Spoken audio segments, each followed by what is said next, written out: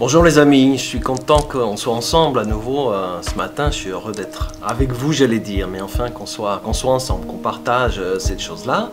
Et j'avais envie de vous partager une petite histoire, un petit bout d'histoire sur l'idée que Jésus est vraiment quelqu'un sur qui on peut compter. C'est quelqu'un de fiable, c'est quelqu'un qui... on peut s'appuyer sur lui, sur ce qu'il dit, sur ce qu'il donne à croire. C'est un petit bout d'histoire que vous connaissez peut-être.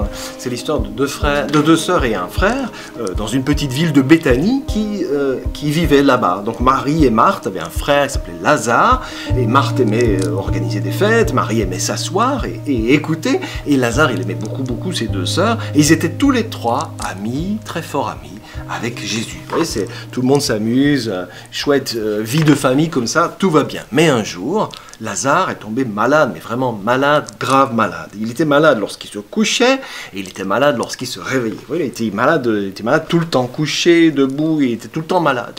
Alors un soir, les filles étaient couchées toutes les deux, vous voyez, elles étaient couchées toutes les deux sur leur paillasse, et Marthe dit tout à coup, je sais ce que je vais faire. Elle dit, je vais en parler à notre ami Jésus, parce que lui, c'est sûr, il peut nous aider. Marthe, elle pensait évidemment à tout ce que Jésus avait fait. Jésus, il avait guéri des aveugles qui pouvaient voir, il y avait des sourds qui pouvaient, grâce à lui, entendre, il y avait des malades qui pouvaient marcher, sauter, courir et bondir de joie. Jésus, se disait-elle, pouvait sans aucun doute faire un truc bien pour Lazare. Il pouvait peut-être même le guérir de ça. Alors Marthe et Marie ont envoyé un message à Jésus. Vous voyez, ils écrivent un petit mot, Seigneur Jésus, notre frère Lazare que tu aimes est malade, viens vite. Et lorsque Jésus a appris que son ami était très malade, il n'a rien fait du tout. Il n'a rien fait du tout. Il n'a rien. Il n'a même pas sauté sur un âne pour aller vers Béthanie. Il ne s'est pas mis à courir jusqu'à avoir un point de côté pendant 2 jours entiers. Il n'a pas bougé de l'endroit où il se trouvait. Et pourquoi? Il était là avec ses disciples, ils étaient là, ils discutaient, tout ça, puis il leur a dit, écoutez, je sais que mon ami Lazare est malade, mais cette maladie ne va pas le conduire à la mort. Nous n'aurons jamais à lui dire au revoir pour toujours. J'ai un plan. C'est ça l'idée de Jésus. Il avait un plan. Et c'était quoi ce plan ici? C'était l'idée qu'il avance, qu'il disait, mais vous entendez, à ce moment-là, dormait, Jésus dit, mais si seulement il se posait pas ces questions-là. Lazare, est-ce que tu crois ce que je te dis? Et Marthe, elle hoche la tête et dit, mais oui, je crois en toi, Jésus. Je sais que tu es le Fils de Dieu et je sais que tu tiens toujours tes promesses. C'est ça l'idée. Jésus est quelqu'un sur qui on peut toujours compter. Cette idée d'un Jésus fiable, elle est belle. Cette histoire, on la retrouve dans le chapitre 11 de l'évangile de Jean. Voilà, les 44 premiers versets. Voilà, je voulais juste vous partager cette petite histoire, cette idée de la fiabilité de Jésus, de sa fidélité, de sa constance auprès de nous. Voilà. Et je prie surtout de tout mon cœur que ce qu'on partage ce matin, tout ce qu'on partage ce matin autour de cette idée, nous fasse à chacun beaucoup de bien, que ça se pose sur nos cœurs pour, voilà, comme une vraie nourriture, un vrai truc qui nous fait du bien. Voilà, vous me manquez beaucoup. Je me réjouis qu'on se revoie, pas se dire au revoir, mais qu'on se revoie. Bonjour frères et sœurs, aujourd'hui est un jour exceptionnel pour moi. Je voulais le partager avec vous. Cela fait 1 an que je fais partie de votre église et Dieu m'a complètement transformée. Les difficultés et les épreuves ne sont pas là pour vous abattre, ni pour vous déprimer, ni pour vous décourager. Dieu tient à ce qu'elle vous aide à vous développer et c'est ce qui est mon cas.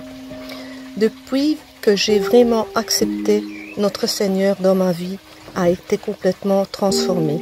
J'ai toujours eu la foi, je ne m'étais pas égarée, mais je ne trouvais pas ma place au sein de certaines églises.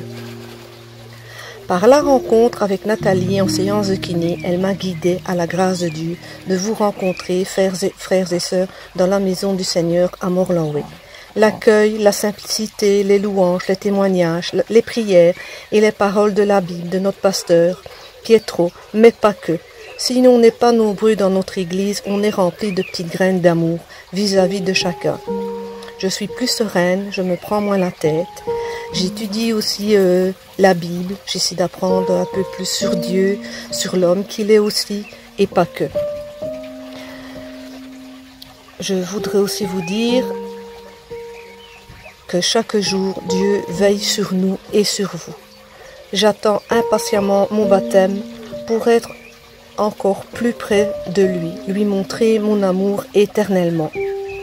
Voilà, je vais terminer par un psaume car c'est ce que j'aime bien, les psaumes.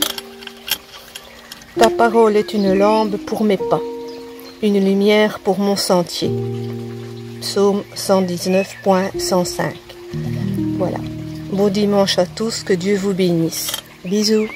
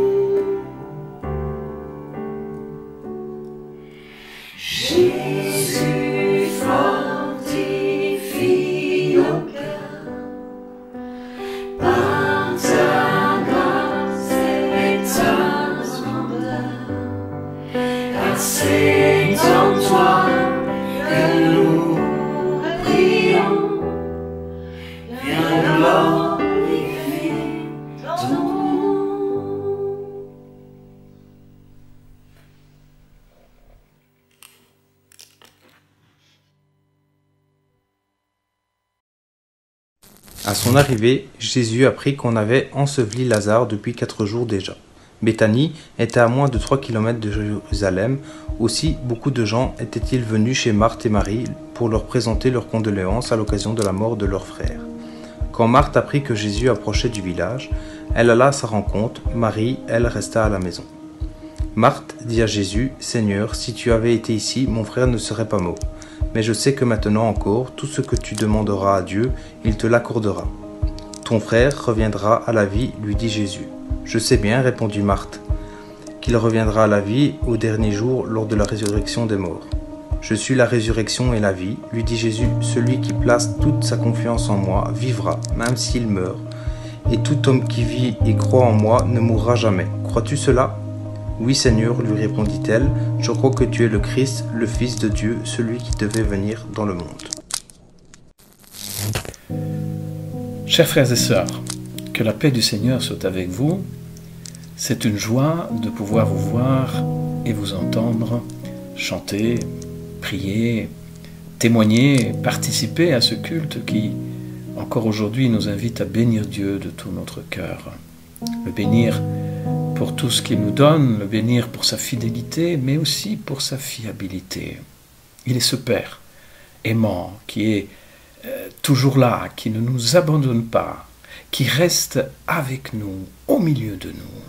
Et c'est vrai, le Seigneur l'a promis, il a dit chaque fois que nous nous retrouvons, chaque fois que nous sommes, même seulement 2 ou 3 à nous réunir en son nom, il est là, au milieu de nous. Il est là et il sera là toujours. Et ce matin, eh bien, je suis convaincu que bien que nous soyons séparés les uns des autres par ces petites fenêtres que sont nos écrans, eh bien, nous sommes unis. Et le Seigneur est là au milieu de nous, selon cette promesse. Et donc, je vous invite à poursuivre ce temps de culte par la méditation du texte qui a déjà été lu, un passage bien connu de l'évangile de Jean au chapitre 11. Il s'agit de la résurrection de Lazare. Et pour notre méditation d'aujourd'hui, j'aimerais retenir le verset 21 où Marthe dit à Jésus « Seigneur, si tu avais été ici, mon frère ne serait pas mort. » Alors, évidemment, ce n'est pas par hasard que Jésus termine son ministère par cet avant-dernier miracle qui est une résurrection. Et plus précisément, c'est le retour à la vie de son cher ami Lazare. Ce n'est pas un hasard car nous savons très bien qu'après ce miracle va se déclencher tout un processus qui va entamer la mort, la préparation de la crucifixion, de la mort de notre Seigneur Jésus-Christ. Toutes les prophéties à cet égard vont se réaliser. Et c'est dans ce contexte qu'il va révéler à Marthe, pour la première et unique fois de sa vie, ce qui constitue le cœur de l'Évangile. Jésus dira au verset 25 « Je suis la résurrection et la vie ». Frères et sœurs, cette déclaration, eh bien c'est l'essence même du message du salut de Jésus-Christ. Message qui est encore valable aujourd'hui pour notre temps, sans qu'il soit nécessaire de le mettre à jour.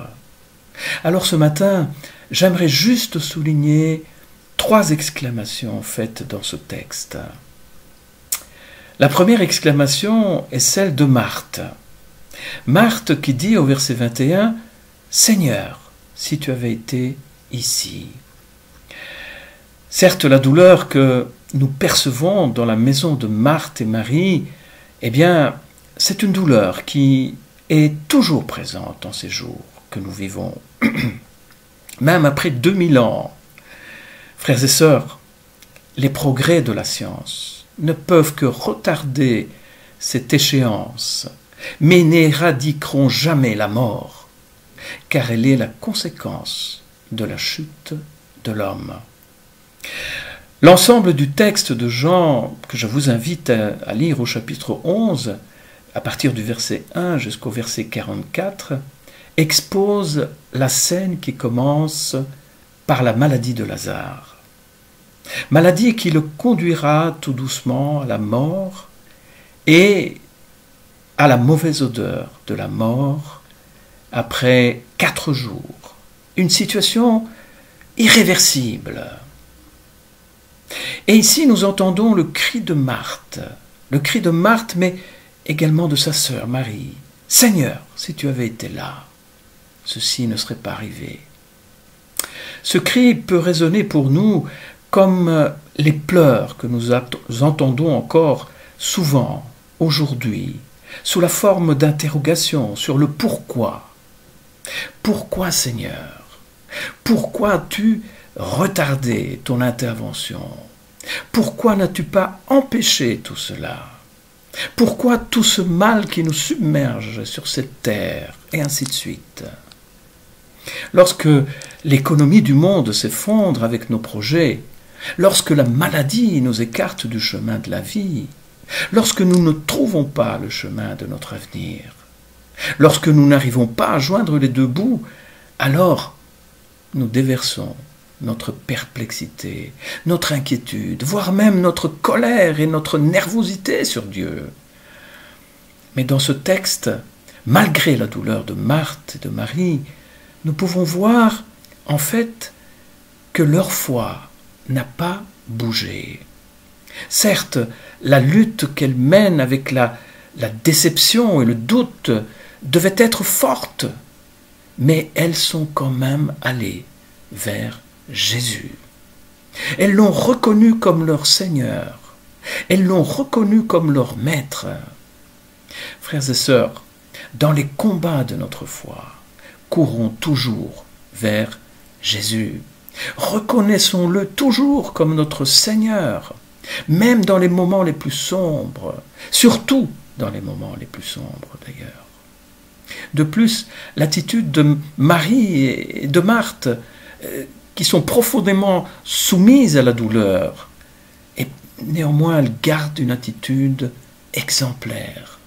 Car même en sachant que Jésus avait déjà fait de nombreux miracles, elles ne demandent rien. Elles ne demandent même pas un miracle. Chers frères et sœurs, la foi ne se fonde pas sur les miracles, mais sur le Christ, le Fils de Dieu. Et c'est ce que Marthe a déclaré au verset 27. Marthe qui dit « Oui, Seigneur, je crois que tu es le Christ, le Fils de Dieu. » La deuxième exclamation est celle de Jésus qui dit au verset 40, lorsqu'il s'approche tout doucement du tombeau, « Ne t'ai-je pas dit que si tu crois, tu verras la gloire de Dieu ?» Et après que Marthe et Marie se soient déchargées de leur douleur à Jésus, « Seigneur, si tu avais été ici. » Nous arrivons au point alors où Jésus leur demande de déplacer la pierre du tombeau. Et là, eh bien, Marthe ne réalise pas ce qui va se passer. Et c'est pour cela que sa raison, sa logique, veulent en quelque sorte submerger sa foi, veulent prendre le dessus sur sa foi. Car elle dit au verset 39, « Seigneur, il sent déjà, car c'est le 4e jour. Il est déjà mort, voulant dire qu'il n'y a plus rien à faire. » C'est alors que Jésus lui rappelle et lui dit, « Ne t'ai-je pas dit que si tu crois, tu verras la gloire de Dieu ?» Chers frères et sœurs, à nos si conditionnels, le Seigneur répond par les si de sa parole. Comme, rappelez-vous, pour la Samaritaine, dans Jean chapitre 4, verset 10, Jésus lui répondit, « Si tu connaissais le don de Dieu, et qui est celui qui te dit, donne-moi à boire, c'est toi qui lui aurais demandé à boire, et il t'aurait donné de l'eau vive. » Frères et sœurs, à nos « mais » qui manifestent bien souvent notre perplexité, Jésus nous ramène à sa parole. Ne te l'ai-je pas dit? Croire n'est pas une capacité intellectuelle avec le bagage de nos connaissances, mais croire est un acte de foi, un acte de confiance en notre Seigneur tout-puissant et fidèle. Et ici, dans notre texte, eh bien, le mot « croire » dans le sens original du terme signifie « faire confiance ». Faire confiance à Jésus. Voulez-vous faire confiance à Jésus aujourd'hui, dans votre vie, même quand tout va mal, même quand cela semble être trop tard? Oui, parce qu'en fait, l'évangéliste Jean précise un détail important que nous trouvons tout au début du chapitre 11. Et ce détail, c'est que Jésus, eh bien, a volontairement retardé de 2 jours son arrivée chez Lazare. Pourquoi a-t-il fait cela? Pourquoi a-t-il retardé sa venue? Pourquoi n'est-il pas couru urgemment au chevet de son ami, malade, juste avant qu'il meure?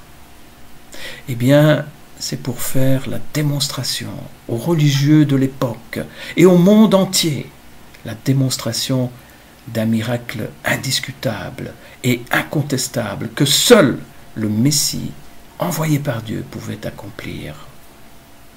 Frères et sœurs, vous qui vous trouvez dans des circonstances difficiles, circonstances qui vous semblent peut-être irréversibles, qui vous poussent à ne vous appuyer que sur une foi de souvenir, comme Marthe dit, « Oh, si tu avais été ici, Seigneur !» Une foi comme par le passé, il était une fois, ou même si vous croyez que maintenant il est trop tard, c'est alors que le Seigneur vous répond, nous répond, « Si tu crois, tu verras la gloire de Dieu. » Ce que Marthe et Marie n'avaient pas encore compris, c'est que si tu crois, tu verras la gloire de Dieu. Eh bien, c'est une vérité, une réalité de la puissance et de la gloire de Dieu dans chacune de nos vies. quand nous osons croire. Et nous arrivons à la troisième exclamation, qui est une parole d'autorité de Jésus, au verset 43, où Jésus s'exclame en disant « Lazare, sors de là ». Le texte nous dit qu'en voyant la douleur, Jésus frémit en son esprit et il fut troublé. Et le verset 35 est le verset le plus court de la Bible, mais c'est aussi un des plus puissants, car nous lisons que Jésus pleura. Quand nous perdons un être cher, il est naturel de pleurer parce qu'il va nous manquer. Et bien sûr que Jésus avait de l'affection pour Lazare. Toutefois, il s'est laissé aller aux larmes, non pas à cause de la mort de son ami, parce qu'il savait ce qu'il allait faire, mais par compassion pour ceux qui étaient dans le deuil. Et le contexte le montre. Jésus a pleuré. Et ça, c'est juste l'antithèse de ceux qui accusent Dieu d'être horrible, vengeur, permettant toute cette tragédie, en étant même l'auteur de tout ce qui arrive. Mais ici, bien au contraire, c'est justement Jésus qui pleure, qui compatit et qui prie. Lorsque les circonstances tentent de nous désorienter pour laisser mourir notre foi, il prie, il intercède pour nous. Et il devient celui qui déclenche une parole de puissance qui vient confondre les lois de la physique, les lois de la nature, de la mort et de toute intelligence humaine. En criant « Lazare » à voix haute, il réveille le mort pour le ramener à la vie. Il ordonne de le détacher pour qu'il puisse retrouver sa liberté. Voici la vie dans le Christ, car là où il y a l'Esprit du Seigneur, il y a la liberté.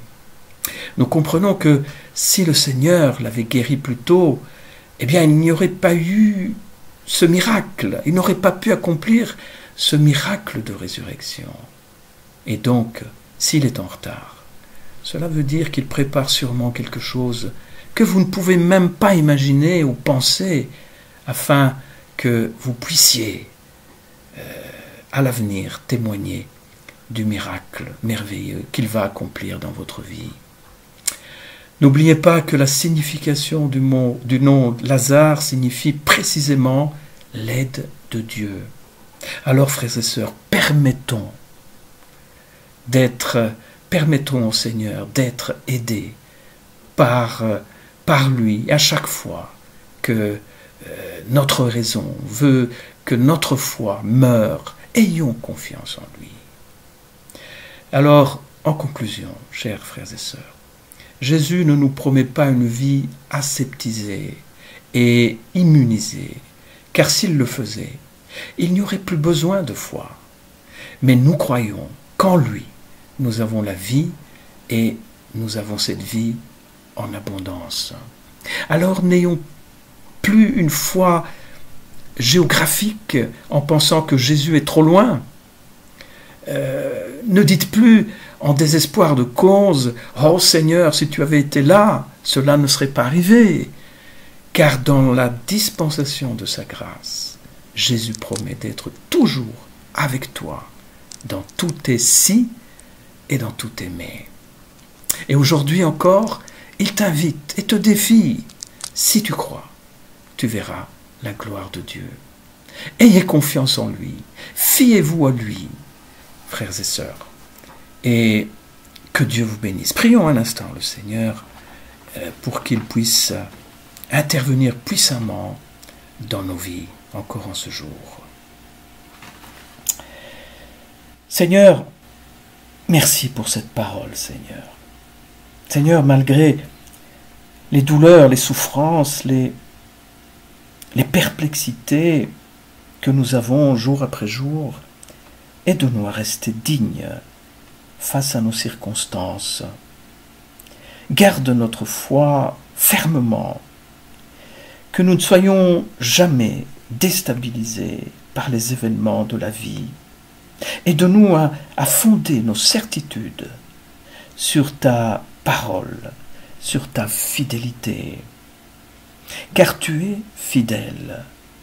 Aide-nous à avoir une vision qui dépasse les circonstances et qui voit au-delà dans la gloire de ta présence et de ton intervention puissante.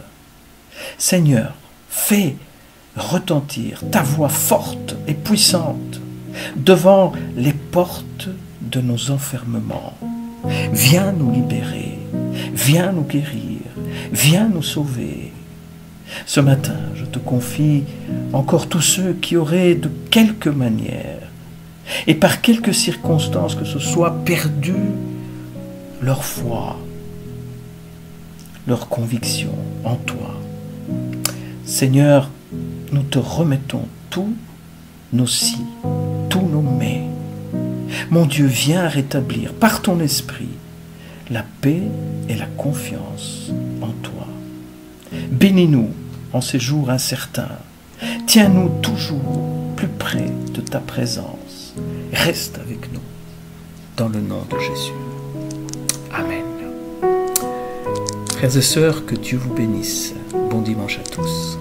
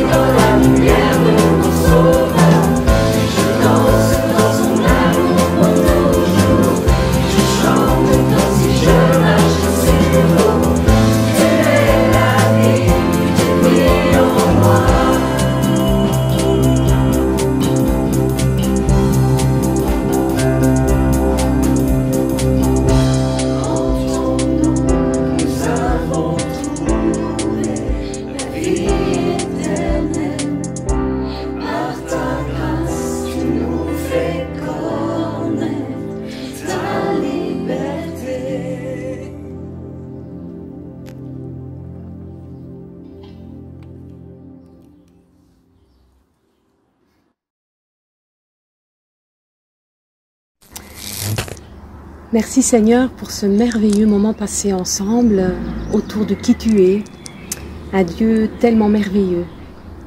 Merci Jésus parce que tout ce que tu dis est fiable, vrai. Et tout ce que tu nous promets est garanti, digne de confiance. Alors Seigneur, plus que jamais, nous voulons venir vers toi. Nous voulons, Seigneur, nous nourrir de qui tu es. Parce que toi seul peux, par ta parole, par ta vérité, nous guérir du doute, de l'incertitude, qui bien souvent vient remplir nos cœurs. Mais toi seul, Seigneur, est le roc solide et fiable pour toujours. Amen. Je chanterai gloire